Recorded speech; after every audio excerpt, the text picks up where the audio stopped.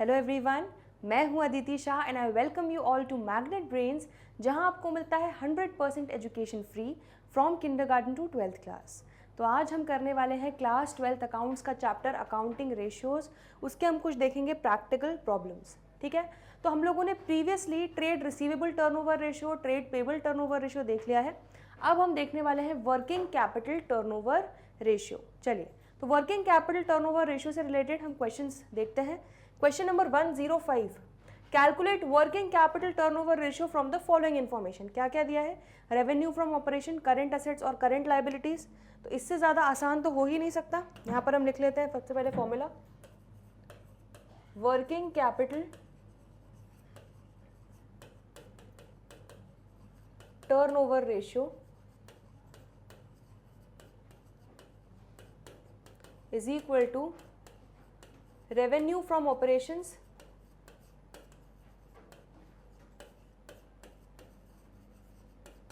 divided by working capital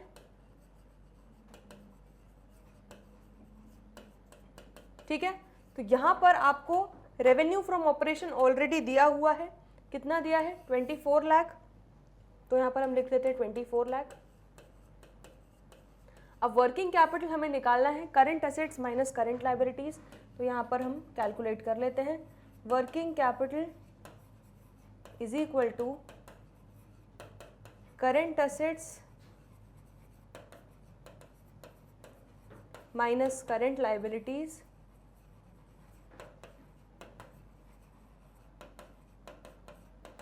ठीक है।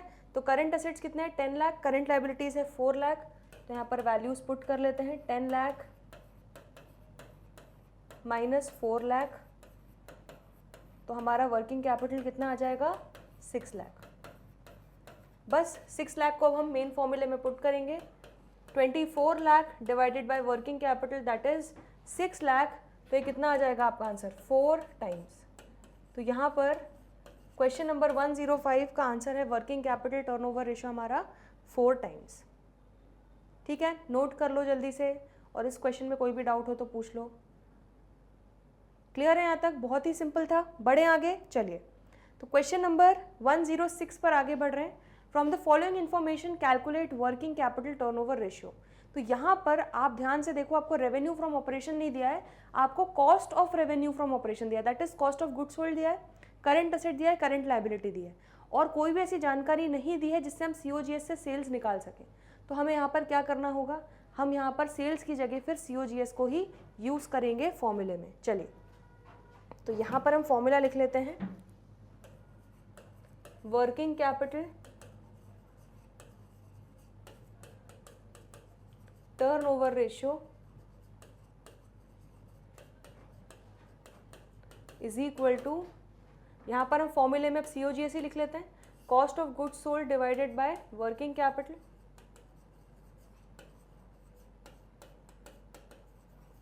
ठीक है, तो यहाँ पर कॉस्ट ऑफ गुड्स सोल्ड आपको कितना दिया हुआ है? तो डायरेक्ट 5 लाख लिख लो। तो यहाँ पर हम लिख लेंगे 5 लाख। वर्किंग कैपिटल हमें निकालना है, तो वर्किंग कैपिटल को हम कैलकुलेट कर लेते हैं। सबसे पहले आप जो भी कैलकुलेशंस करोगे उसका जो भी फॉर्मूला है पहले उसको लिखोगे, उसके बाद वैल्यूज को आप दिखाओगे। ठीक है, ये होता है सही तरीका प्रेजेंट करने का और फुल मार्क्स स्कोर करने का। चलिए, तो working capital is equal to current assets minus current liabilities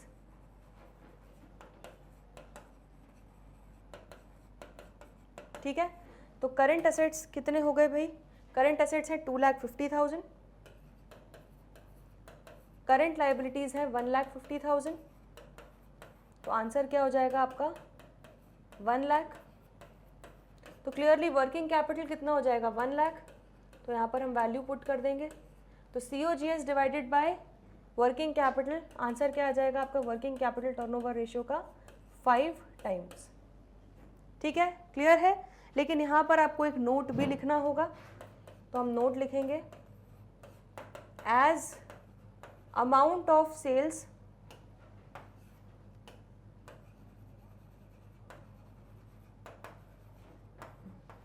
is not given in the question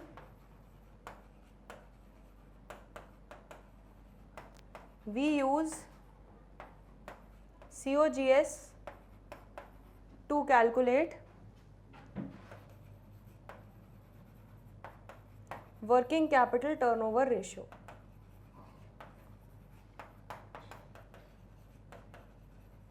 ठीक है, तो यहाँ पर क्लियरली क्योंकि हमें रेवेन्यू फ्रॉम ऑपरेशंस या नेट सेल्स का अमाउंट नहीं दिया है क्वेश्चन में, तो इसलिए हम COGS को यूज़ कर रहे हैं working capital turnover ratio calculate करने के लिए। तो ये नोट भी आपको लिखना पड़ेगा। आया समझ में? क्लियर हो गया? वर्किंग कैपिटल टर्नओवर रेशियो का क्वेश्चन नंबर 106। चलिए आगे बढ़ते हैं। Question number 107, revenue from operations दिए हुए हैं कैश सेल्स, क्रेडिट सेल्स और सेल्स रिटर्न। ठीक है, तो बिल्कुल इसको यूज़ करते हुए हम रेवेन्यू फ्रॉम ऑपरेशंस निकाल लेंगे। Current assets 3 lakh, current liabilities 1 lakh, calculate working capital turnover ratio. चलो तो यहाँ पर आ जाते हैं, लिख लेते हैं working capital turnover ratio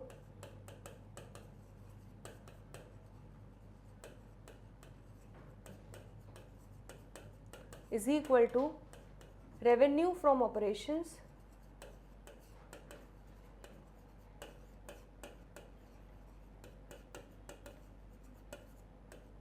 divided by working capital। चलो अब ये दोनों ही हमें कैलकुलेट करने हैं, तो यहाँ पर सबसे पहले हम निकाल लेते हैं रेवेन्यू फ्रॉम ऑपरेशंस। तो revenue from operations that is net sales is equal to cash sales plus credit sales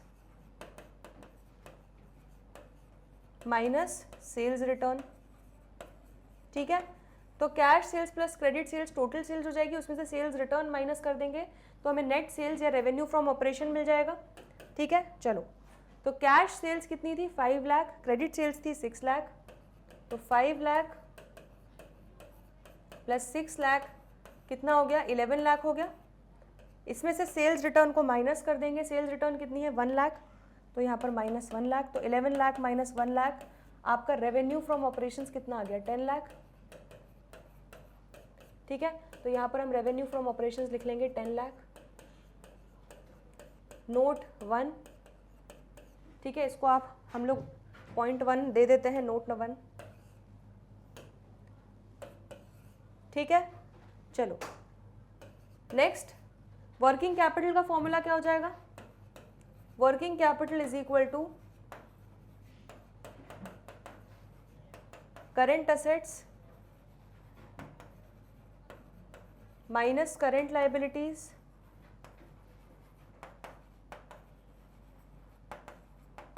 ठीक है, तो करंट एसेट्स कितने हैं यहाँ पर 3 लाख और करंट लायबिलिटीज कितनी है 1 लाख, तो 3 लाख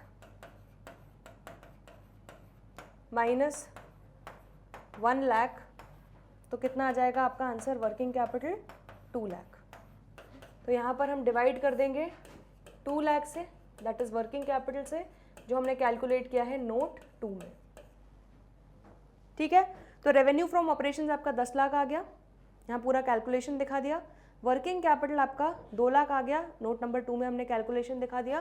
तो इस तरह से आपका आंसर क्या आ जाएगा 5 टाइम्स।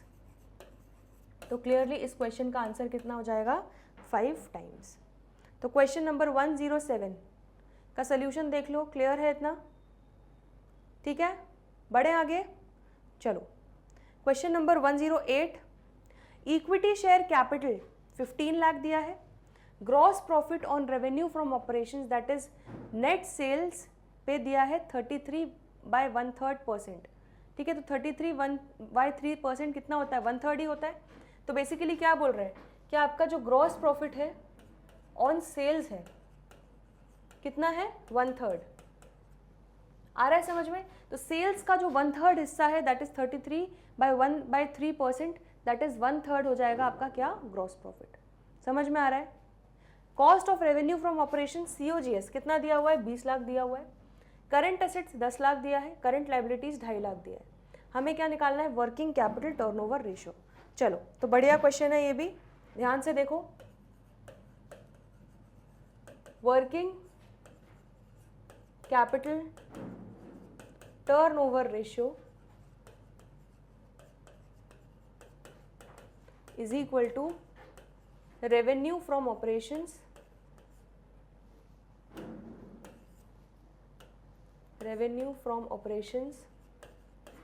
या उसको आप क्या बोलते हो, नेट सेल्स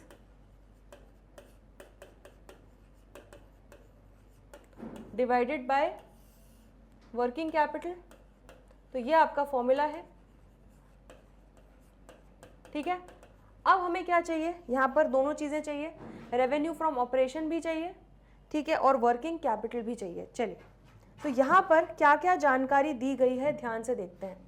यहाँ पर आपको कॉस्ट ऑफ गुड्स सोल्ड दिया है, ग्रॉस प्रॉफिट ऑन सेल्स दिया है कि 1/3 है नेट सेल्स का, ठीक है, आया समझ में, और आपको नेट सेल्स यहाँ पर निकालनी है। तो क्या मैं एक चीज़ लिख सकती हूँ यहाँ पर, COGS जो हमें दिया हुआ है, ठीक है, तो अगर मैं यहाँ पर लिखूँ COGS is equal to net sales minus gross profit, तो क्या मैंने सही लिखा, जल्दी से बता दो। नेट सेल्स में से जब मैं ग्रॉस प्रॉफिट को माइनस करती हूँ तो मुझे क्या मिल जाता है, कॉस्ट ऑफ गुड्स सोल्ड, ठीक है।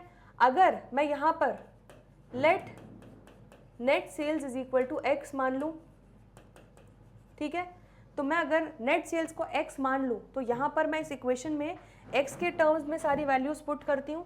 चलो, तो मेरे को COGS पता है कितना, 20 लाख, तो यहाँ पर कॉस्ट ऑफ गुड्स सोल्ड हमने लिख लिया भाई 20 लाख। अब मुझे COGS की वैल्यू पता है, मैंने पुट कर दिया। नेट सेल्स में क्या लिख दूंगी, x माइनस ग्रॉस प्रॉफिट क्या बोला है, ये है 33 1/3% ऑफ x, या 1/3 ऑफ x भी बोल सकते हो आप उसको सिंप्लीफाई करके, ठीक है। तो मैं यहाँ पर लिख लेती हूँ 1/3 ऑफ x, ठीक है। सेल्स का 33, सेल्स का 1/3 है, ठीक है, तो यहाँ पर x अगर सेल्स है तो 1/3 ऑफ x आपका क्या हो जाएगा, ग्रॉस प्रॉफिट। ये इक्वेशन समझ में आ गई, बस। अब अगर ये इक्वेशन समझ में आ गई तो आप आराम से सॉल्व कर लोगे। चलो सॉल्व करते हैं। ये हो जाएगा 20 lakh is equal to LCM ले लिया 3, ठीक है, ये कितना हो जाएगा आपका 3x माइनस x, ठीक है, क्लियर हो गया। तो ये 3 यहाँ पर चला जाएगा, ये कितना हो जाएगा 60 lakh is equal to 3x minus x, आपका हो जाएगा आंसर 2x। तो x की वैल्यू क्या आ जाएगी, 60 lakh divided bye 2, that is 30 lakh, ठीक है। तो नेट सेल्स की वैल्यू या रेवेन्यू फ्रॉम ऑपरेशन की वैल्यू आपको मिल गई कितनी, 30 लाख। मेनली आपको यही निकालना था। अब वर्किंग कैपिटल, ठीक है, इसको हम नोट नंबर 1 नाम दे देते हैं। तो ये हो जाएगा हमारा नोट नंबर 1। नोट 1 से हमने निकाल लिया अपना रेवेन्यू फ्रॉम ऑपरेशंस या नेट सेल्स। अब नोट नंबर 2 से हम निकाल लेते हैं वर्किंग कैपिटल। तो working capital is equal to current assets minus current liabilities, ठीक है। तो current assets minus current liabilities, क्या क्या वैल्यूज दी हुई हैं यहाँ पर। करंट एसेट्स आपको दिए हुए हैं कितने, 10 लाख, और करंट लायबिलिटीज दिया है 2,50,000। तो यहाँ पर लिख लेते हैं 10 लाख माइनस 2,50,000, तो ये कितना आ जाएगा आपका आंसर 7,50,000। तो वर्किंग कैपिटल भी हमको मिल गया कितना, 7,50,000, ठीक है। तो यहाँ पर हम लिख लेते हैं 7,50,000। वर्किंग कैपिटल का कैलकुलेशन हमने किया है नोट 2 में। आ गया समझ में। तो आपने नेट सेल्स को x मान के इक्वेशन फॉर्म में पुट कर लिया, ठीक है, और COGS की वैल्यू ऑलरेडी दी थी तो उससे हमने x की वैल्यू 30 लाख निकाल ली, दैट इज नेट सेल्स की वैल्यू निकाल ली। और वर्किंग कैपिटल के फॉर्मूले में current assets minus current liabilities हमने वैल्यूज पुट की, तो हमारा आंसर आ गया 7,50,000। तो बस सॉल्व कर लो। Revenue from operations that is net sales divided by working capital, तो 30 लाख डिवाइडेड बाय 7,50,000 क्या आंसर आ जाएगा, 4 टाइम्स, ठीक है। तो ये आपका हो गया question number 108। Working capital turnover ratio आ गया आपका 4 टाइम्स, ठीक है। जल्दी से नोट कर लो और अभी तक कोई भी डाउट हो तो पूछ लो। चलिए आगे बढ़ते हैं क्वेश्चन नंबर 109 पर। Gross profit at 25% on cost, ठीक है। तो यहाँ पर ग्रॉस प्रॉफिट जो है वो 25% है कॉस्ट पे, मतलब COGS पे, कॉस्ट ऑफ गुड्स सोल्ड पे। और ग्रॉस प्रॉफिट की टोटल वैल्यू कितनी है 5 लाख, ठीक है। इक्विटी शेयर कैपिटल दिया है 10 लाख, रिजर्व्स एंड सरप्लस दिया है 2 लाख, लॉन्ग टर्म लोन दिया है 3 लाख, फिक्स एसेट्स नेट दिया है 10 lakh. Calculate working capital turnover ratio. तो ध्यान दो, सिंपल क्वेश्चन है, ठीक है, लेकिन आपको थोड़ा सा समझना पड़ेगा। चलो तो वर्किंग कैपिटल टर्नओवर रेशियो का फॉर्मूला लिख लेते हैं हम। तो working capital turnover ratio is equal to net sales या revenue from operations divided by क्या हो जाएगा वर्किंग कैपिटल।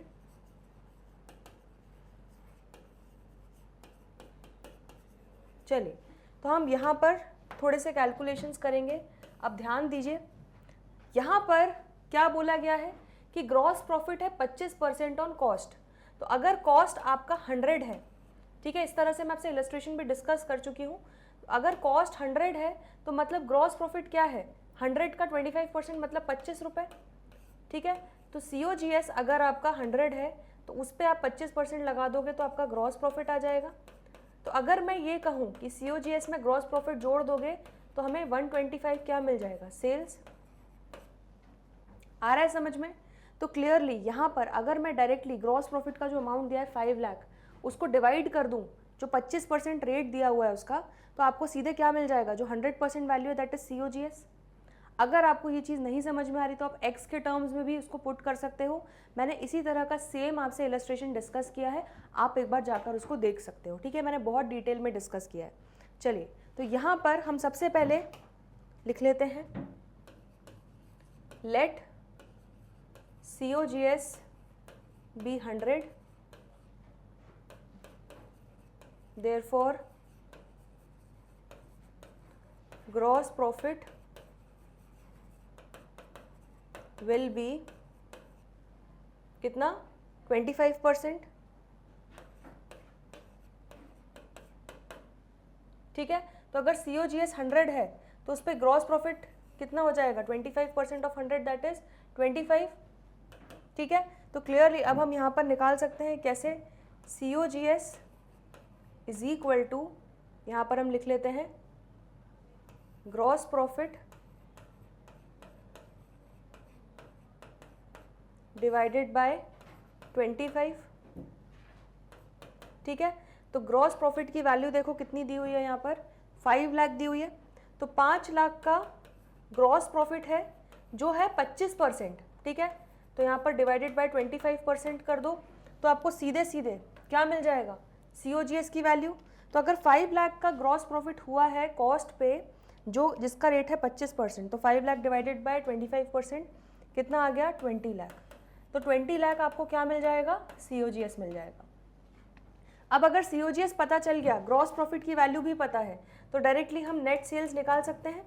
तो net sales is equal to COGS plus gross profit, ठीक है। तो ग्रॉस प्रॉफिट यहाँ पर COGS कितना आ जाएगा 20 लाख प्लस ग्रॉस प्रॉफिट आपका दिया हुआ है 5 लाख। तो कॉस्ट ऑफ गुड्स सोल्ड में जैसे ही ग्रॉस प्रॉफिट जोड़ेंगे तो हमें टोटल नेट सेल्स मिल जाएगी 25 लाख, ठीक है। तो यहाँ पर हम लिख लेंगे नेट सेल्स आपकी हो गई 25 लाख। ये हो जाएगा आपका नोट 1। अब आपको क्या चाहिए वर्किंग कैपिटल, ठीक है।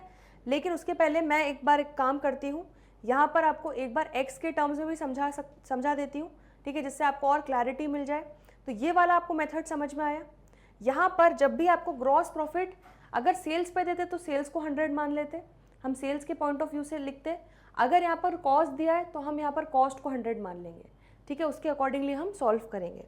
समझ में आ रहा है? तो यहाँ पर क्योंकि हमें ग्रॉस प्रॉफिट की 5 लाख की वैल्यू दी हुई थी, तो हम जब 5 लाख को डिवाइड करेंगे उसके रेट से 25% से, तो हमें क्या मिल जाएगा जो हम 100% है दैट इज COGS, ठीक है। तो ये हमें कितना मिल गया 20 लाख। तो 20 लाख का COGS मिल गया प्लस 5 लाख का ग्रॉस प्रॉफिट, तो आपका टोटल सेल्स कितनी आ गई? 25 लाख। आया समझ में? अब इसको आप x के टर्म्स में भी सॉल्व कर सकते हो। कैसे? देखो बड़ा सिंपल है। यहाँ पर मैं अगर ये चीज़ लिखूँ, sales is equal to COGS plus gross profit, ठीक है, तो आप सही बोलोगे।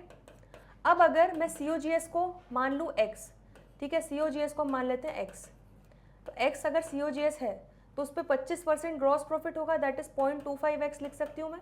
तो x का 0.25% मेरा ग्रॉस प्रॉफिट है, तो सेल्स टोटल कितना हो जाएगा आपका? 1x plus 0.25 1.25x। आ रहा है समझ में? ठीक है, तो सेल्स 1.25x आ गया। बस अब इसको पुट कर दो इसमें, तो sales is equal to COGS plus gross profit. तो यहाँ पर हमें COGS भी नहीं पता और सेल्स भी नहीं पता, ग्रॉस प्रॉफिट पता है, तो सेल्स को हम लिख लेते हैं 1.25x, COGS को हम क्या लिख लेते हैं? COGS को हम लिख लेंगे x प्लस ग्रॉस प्रॉफिट कितना है? 5 लाख, ठीक है, तो ये माइनस जब हो जाएगा तो क्या हो जाएगा? 0.25x is equal to 5 lakh, तो x is equal to 5 lakh divided by 0.25, यही किया हमने। देखो डायरेक्ट हमने 5 लाख डिवाइडेड बाय 25% डायरेक्टली निकाल लिया, 20 लाख, ठीक है। ये पूरा x का अजम्पशन थोड़ा सा लंबा हो जाएगा, लेकिन अगर आपको इसमें कॉन्फिडेंस ज़्यादा आ रहा है तो आप ऐसे भी सॉल्व कर सकते हो, ठीक है, क्लियर है। तो यहाँ पर अगेन आपका आंसर क्या आ जाएगा? 20 लाख।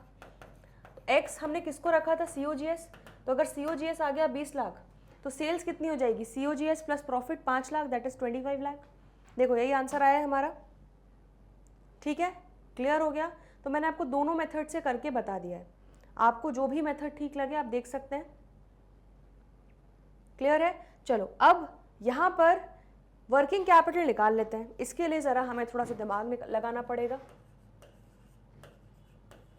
तो working capital is equal to current assets minus current liabilities होता है, लेकिन आप जैसा कि क्वेश्चन में देखोगे यहाँ पर ना ही करंट एसेट्स दिया है ना ही करंट लाइबिलिटीज दी है, ठीक है, और मैं आपको कोई फॉर्मूला रटवाना नहीं चाहती हूँ, इसीलिए मैं आपको यहाँ पर एक बार रफ में एक बैलेंस शीट ड्रॉ करके दिखा रही हूँ, फॉर्मूला आप खुद बनाओगे, ठीक है। तो लाइबिलिटीज हो गया, ये असेट साइड हो गया। अब देखो आपको क्या दिया हुआ है, ध्यान से देखो, इक्विटी शेयर कैपिटल, ठीक है, तो शेयर कैप आपको दिया है कितना? 10 लाख, तो 10 लाख आपको शेयर कैपिटल दिया है।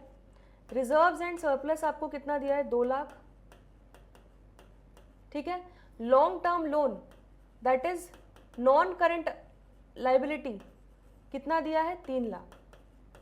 अब आपको यहाँ पर क्या नहीं पता? करंट लाइबिलिटी क्या है, ठीक है। असेट साइड पे आपको क्या दिया है? फिक्स असेट्स नेट, मतलब नेट ऑफ डेप्रिसिएशन, तो fix asset that is non current assets दे दिए कितने? 10 लाख के, ठीक है। तो अब हमें इस केस में सब कुछ दे दिया है, सिर्फ जो हमें चाहिए था वही नहीं दिया। क्या नहीं दिया? करंट असेट नहीं दिया और करंट लाइबिलिटी नहीं दिया। अब अगर मुझे ये दोनों निकालने हैं तो मैं कैसे निकालूंगी? देखो बड़ा ही सिंपल है। अगर मैं लाइबिलिटी साइड पे जो जो चीज़ें दी हैं, ठीक है, उसका टोटल करूं, उसमें से फिक्स असेट्स को माइनस कर दूं, तो क्या मुझे इन दोनों का डिफरेंस मिल जाएगा? Current asset minus current liabilities, और वही तो मेरा वर्किंग कैपिटल होता है। तो या अगर मैं कहूँ कि working capital is equal to current assets minus current liabilities, ये तो आपको पता ही है। लेकिन अगर मैं ऐसा कहूँ कि working capital is equal to share cap plus reserves and surplus plus long term loan minus fix assets, तो भी बात सेम ही है, ठीक है। अगर मैं जो चीज़ें दी हैं लाइबिलिटी साइड का टोटल करके उसमें से फिक्स असेट्स को माइनस कर देती हूँ, नॉन करंट असेट्स को माइनस कर देती हूँ, तो आपको करंट असेट जो भी आंसर आएगा वो आपका डायरेक्टली वर्किंग कैपिटल होगा, that is current asset minus current liability का डिफरेंस होगा, नेट होगा, तो that will be net of current asset and current liability. समझ में आ रहा है? इमेजिन कर पा रहे हो इस चीज़ को, ठीक है। तो इसीलिए रटना नहीं है, यहाँ पर हम फॉर्मूला लिख लेते हैं डायरेक्टली। तो वर्किंग कैपिटल यहाँ पर इस सिनेरियो में क्या हो जाएगा? Equity share capital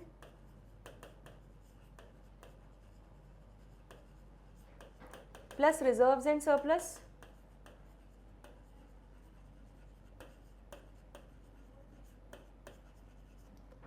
plus long term loan, ठीक है। तो हमने क्या किया? Share capital plus reserves and surplus plus long term loan minus fix assets net, ठीक है, तो माइनस नॉन करंट असेट्स या फिक्स असेट्स भी बोल सकते हो, तो माइनस फिक्स्ड एसेट्स। अगर हम ये सॉल्व कर लेंगे तो हमें डायरेक्टली वर्किंग कैपिटल मिल जाएगा, that is current asset minus current liability. ठीक है, net of asset and liability, current asset minus current liability मिल जाएगा आपको। चलो, तो 10 लाख है आपका शेयर कैपिटल, 2 लाख है reserve and surplus and 3 lakh है लॉन्ग टर्म लोन। तो 10 lakh plus 2 lakh plus 3 lakh minus fix assets कितने हैं आपके, टोटल 10 लाख के हैं, माइनस 10 लाख। तो अब देखो ध्यान से, 10 lakh plus 2 lakh plus 3 lakh total कितना हो गया, 15 लाख। 15 लाख में से 10 लाख गया, कितना बचा, 5 लाख। तो ये जो 5 लाख आया है, this is the difference between current assets and current liabilities. ठीक है, this is net of current assets and current liabilities.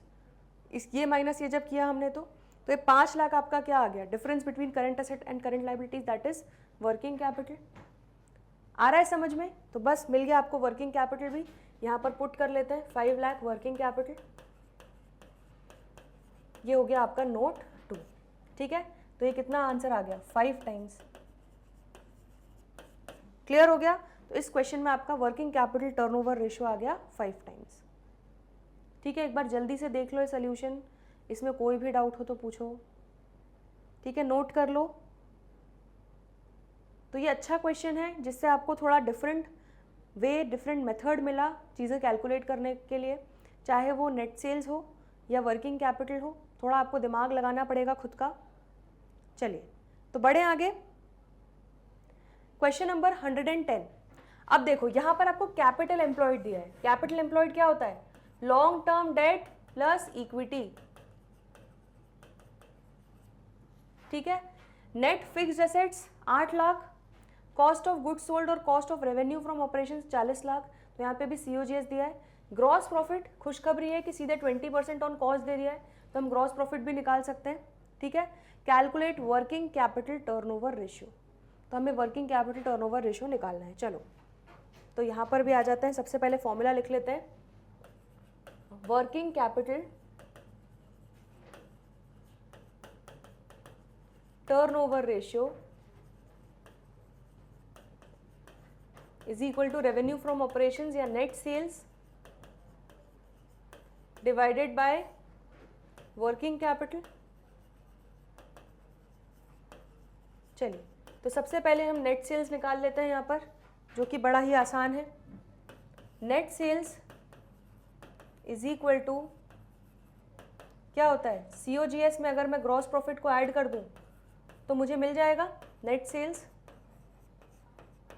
ठीक है, यहाँ पर कॉस्ट ऑफ गुड्स सोल्ड कितना दिया है, डायरेक्टली आपको दे दिया गया है कितना, 40 लाख। तो 40 लाख प्लस ग्रॉस प्रॉफिट भी यहाँ पर सेल्स पर नहीं है, कॉस्ट पे ही है, तो COGS पे 20% लगाना है, तो दैट इज 20% ऑफ 40 लाख मैं बोल सकती हूँ। ठीक है, तो यहाँ पर डायरेक्टली मुझे नेट सेल्स मिल जाएगा। 40 लाख का 20% कितना हो गया, 8 लाख। तो 40 लाख COGS हो गया, 8 लाख ग्रॉस प्रॉफिट हो गया, तो टोटल नेट सेल्स आपकी कितनी हो गई, 48 लाख हो गई। ये आ गया आपका न्यूमरेटर, तो यहाँ पर हम लिख लेते हैं 48 लाख, ये हो जाएगा आपका नोट 1। चलो अब ज़रा वर्किंग कैपिटल में मेहनत करेंगे। तो देखो अगेन यहाँ पर क्लियरली क्या दिया हुआ है आपको, देखो बैलेंस शीट इमेजिन करो, यहाँ पर ये हो गया आपका लाइबिलिटी साइड, ये हो गया आपका असेट साइड। अब देखो यहाँ पर कैपिटल एम्प्लॉयड दिया है, मतलब डेट, इक्विटी और डेट का टोटल। ठीक है, that is share capital, equity और डेट, लॉन्ग टर्म डेट। ठीक है, इनका टोटल कितना दिया है, 12 लाख,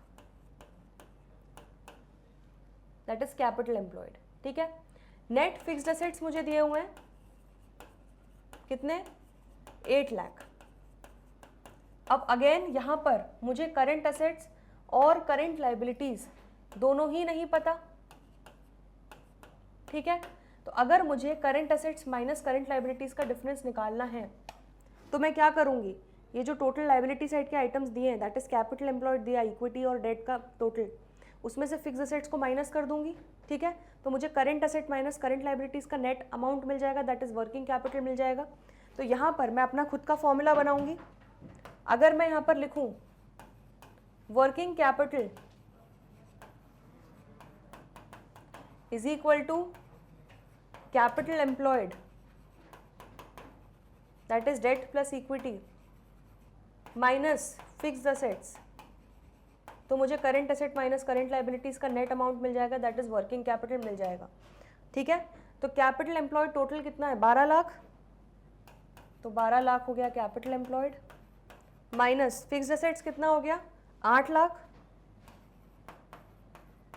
तो आपका वर्किंग कैपिटल कितना आ गया, that is net of current assets and current liabilities कितना आ गया 4 लाख आ गया। तो बस क्लियरली यहाँ पर हम लिख लेते हैं 4 लाख, तो 48 लाख डिवाइडेड बाय 4 लाख, ठीक है, net sales divided by working capital, क्या आंसर आ गया 12 टाइम्स। तो वर्किंग कैपिटल टर्नओवर रेशियो आपका आ गया यहाँ पर 12 टाइम्स। समझ में आया, इजी था। ठीक है, तो यहाँ पर भी आपको एक वर्किंग कैपिटल निकालने का अलग तरीका, उन्होंने यहाँ पर थोड़ा अलग तरीके से उन्होंने टोटल इक्विटी और डेट को अलग अलग ना देके कैपिटल एम्प्लॉयड बोल दिया।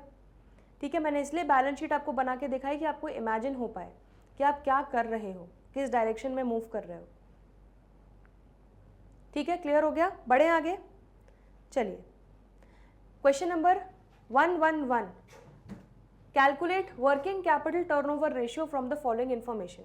रेवेन्यू फ्रॉम ऑपरेशंस आपको डायरेक्टली दिए हुए हैं 15 लाख, करंट असेट्स 6,25,000 दिया है, total assets non current liabilities share holder fund सब दिया है, तो आपको इसके थ्रू आप क्या निकाल लोगे करंट लाइबिलिटीज और फिर उससे हमारा वर्किंग कैपिटल निकल जाएगा।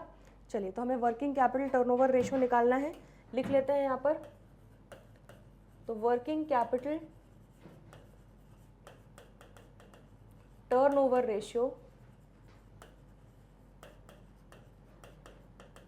इज इक्वल टू, यहाँ पर हम लिखेंगे नेट सेल्स या रेवेन्यू फ्रॉम ऑपरेशन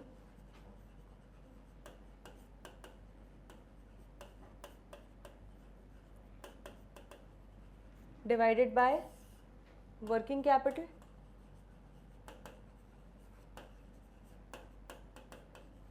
ठीक है, तो यहाँ पर आपको डायरेक्टली रेवेन्यू फ्रॉम ऑपरेशंस तो उन्होंने प्लेट में लाके आपको दे दिया, आपको उसमें मेहनत नहीं करना। 15 लाख आपका क्या हो गया रेवेन्यू फ्रॉम ऑपरेशंस। अब जो है मेहनत करनी है हमें वर्किंग कैपिटल के लिए। ठीक है, तो यहाँ पर लिख लेते हैं हम नोट नंबर 1। ठीक है, तो यहाँ पर सबसे पहले हम निकाल लेते हैं करंट लाइबिलिटीज।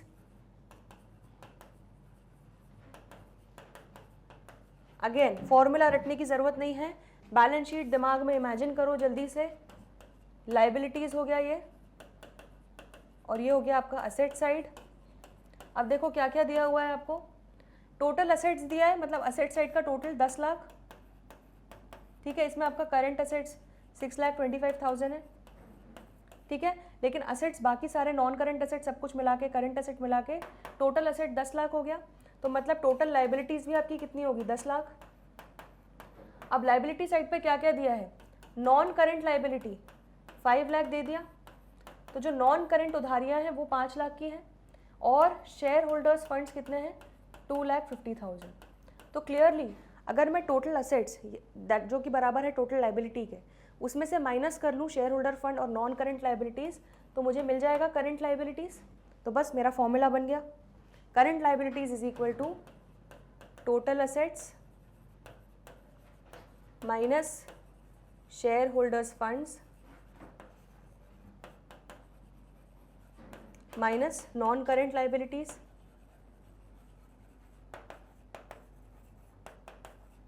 ठीक है, तो यहाँ पर टोटल असेट्स मेरे कितने थे 10 लाख, उसमें से shareholder fund 2.5 lakh minus किया, and non current liabilities 5 lakh minus किया। चलिए, तो 10 लाख माइनस 2,50,000 माइनस 5 लाख। ठीक है, तो 10 में से 5 लाख गए, 5 लाख बचे, 5 लाख में से 2,50,000 गए, 2,50,000 बचे। तो करंट लाइबिलिटीज आपकी आ गई 2,50,000। तो अब आप निकाल सकते हो अपना वर्किंग कैपिटल। तो working capital is equal to current assets minus current liabilities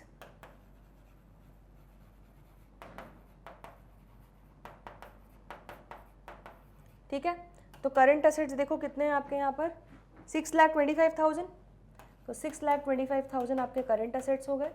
current liabilities अभी आपने निकाला कितना, 2,50,000। चलो तो वर्किंग कैपिटल कितना आ जाएगा, 6,25,000 माइनस 2,50,000, 3,75,000। तो यहाँ पर हम वर्किंग कैपिटल को कितना रख लेंगे, 3,75,000। दैट इज़ नोट नंबर 1 में आपको आ गया है कैलकुलेशन। चलो तो 15 लाख डिवाइडेड बाय 3,75,000, आंसर क्या आ गया आपका, working capital turnover ratio is 4 times. ठीक है, क्लियर हो गया। तो ये हो गया आपका क्वेश्चन नंबर 111। बढ़े आगे, लास्ट क्वेश्चन एक और देख लेते हैं। Question number 112, a company earns gross profit of 25% on cost. तो कॉस्ट पे 25% का ग्रॉस प्रॉफिट हम जोड़ते हैं, ठीक है, फिर हमारा क्या आ जाता है, sales. For the year ended 31 March 2017, gross profit क्या दिया हुआ है, 5 लाख। तो ग्रॉस प्रॉफिट की वैल्यू आपको 5 लाख दी हुई। इक्विटी शेयर कैपिटल कंपनी की है 10 lakh, reserves and surplus 2 lakh, long term loan 3 lakh and non current assets 10 lakh. यहाँ पर हमें वर्किंग कैपिटल टर्नओवर रेशियो निकालना है। ठीक है, तो यहाँ पर हमसे दोनों में मेहनत करवाई जा रही है, न्यूमरेटर में भी और डिनोमिनेटर में भी। चलिए तो कोई नहीं, हम मेहनत करेंगे। Working capital turnover ratio is equal to net sales divided by working capital.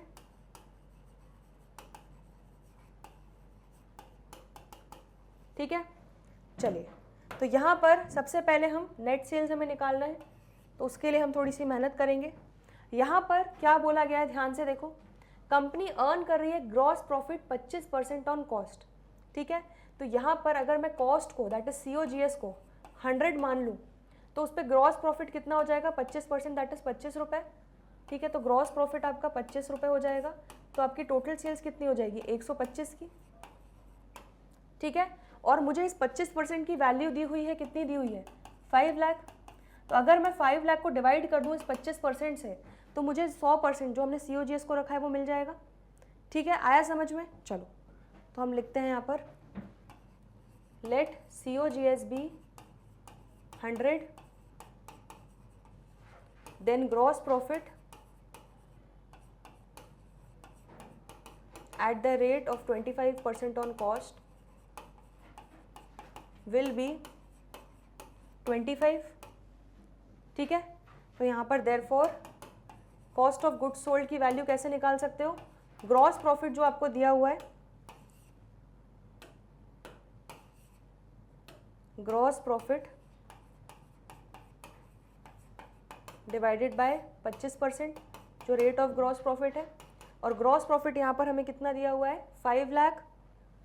तो 5 लाख डिवाइडेड बाय 25%, ये कितना आ जाएगा, 5 लाख डिवाइडेड बाय 25%, आंसर आ गया 20 लाख। ठीक है, इस तरह का सेम हम कैलकुलेशन पहले भी कर चुके हैं। तो COGS मिल गया, तो बस अब नेट सेल्स भी मिल जाएगा। नेट सेल्स क्या होता है, net sales is equal to COGS plus gross profit. तो COGS हमारा कितना आ गया, 20 लाख, प्लस ग्रॉस प्रॉफिट हमारा हमें दिया हुआ था क्वेश्चन में 5 लाख। तो हमारी नेट सेल्स टोटल कितनी आ गई, 25 लाख। तो ये आप यहाँ पर लिख लो मेन फॉर्मूले में, नेट सेल्स आ गई 25 lakh as per note number 1। ठीक है, चलो नोट नंबर 2 पे आगे बढ़ते हैं। इसके लिए अगेन बैलेंस शीट को, अब मैं बैलेंस शीट नहीं बनाऊंगी, आपको खुद इमेजिन करना है। इक्विटी शेयर, ठीक है, लाइबिलिटी साइड में दिया है equity share capital 10 lakh, reserve and surplus उसके नीचे दिया है, लॉन्ग टर्म लोन 3 लाख दिया है। ठीक है, और असेट साइड में नॉन करेंट असेट्स 10 लाख दिया है। मुझे क्या चाहिए, working capital, that is current asset जो यहाँ मिसिंग है, और करेंट लाइबिलिटी जो लाइबिलिटी साइड पे मिसिंग है। तो अगर मैं लाइबिलिटी साइड के सारे आइटम्स का टोटल लगाऊं और उसमें से नॉन करेंट असेट्स, ठीक है, जो नॉन करेंट नेचर के असेट्स उनको माइनस कर दूं, तो मुझे डिफरेंस मिल जाएगा current asset minus current liability के बीच में। तो मैं डायरेक्टली अब वर्किंग कैपिटल का फॉर्मूला यहाँ पर लिख दूंगी। तो working capital is equal to, क्या क्या दिया हुआ है देखो जरा, equity share capital plus reserves and surplus. ठीक है, तो मैं शॉर्ट में लिख रही हूँ equity share capital plus reserves and surplus plus और क्या दिया हुआ है आपको, long term loan that is non current liability है ये, उसमें से जब मैं माइनस कर दूंगी नॉन करेंट एसेट तो मुझे current asset minus current liability का डिफरेंस मिल जाएगा। ठीक है, तो इक्विटी शेयर कैपिटल कितना दिया हुआ है देखो ध्यान से, 10 lakh, reserves and surplus 2 lakh, तो 10 lakh plus 2 lakh plus 3 lakh long term loan minus non current assets हमें दिए हैं 10 लाख के। ठीक है, तो टोटल कितना हो गया, 10 plus 2 plus 3 15 lakh minus 10 lakh 5 lakh बचा। तो वर्किंग कैपिटल आपको मिल गया कितना, 5 लाख। बस यहाँ पर 5 लाख लिख दो मेन फॉर्मूले में, नोट नंबर 2 के हिसाब से हमने कैलकुलेट कर लिया। तो बस 25 lakh net sales divided by 5 lakh working capital, answer क्या आ जाएगा 5 टाइम्स। तो ये हो गया आपका question number 112 working capital turnover ratio 5 times. जल्दी से सोल्यूशन नोट कर लो और कोई डाउट हो तो पूछ लो। ठीक है, अभी तक पूरी कहानी क्लियर हो गई। चलिए, तो आज हम लोगों ने वर्किंग कैपिटल टर्नओवर रेशियो से रिलेटेड जितने भी प्रैक्टिकल प्रॉब्लम्स थे वो अच्छे से डिटेल में डिस्कस कर लिए। आई होप आपको अच्छे से कॉन्फिडेंस आ गया होगा इस रेशियो में। फिर भी कोई डाउट हो, दिक्कत हो, परेशानी हो तो कमेंट सेक्शन में लिखना ना भूलें। आज के लिए इतना ही, बाकी के रेशियोज और उनके क्वेश्चंस करेंगे आने वाले अगले लेक्चर्स में। तो जल्दी मिलते हैं ब्रेक के बाद। देखते रहिए Magnet Brains, stay tuned, good bye.